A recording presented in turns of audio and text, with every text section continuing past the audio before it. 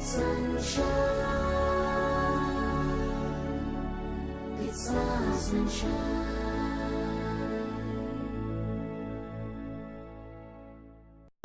పేరు మాధవ్ రెడ్డి అండి.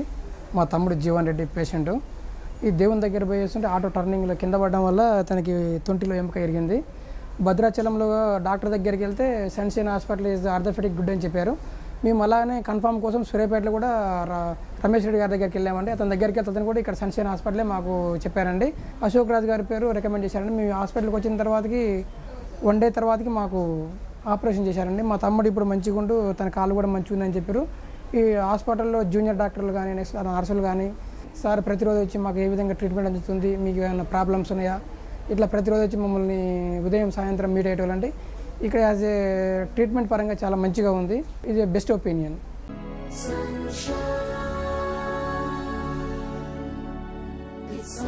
Sunshine.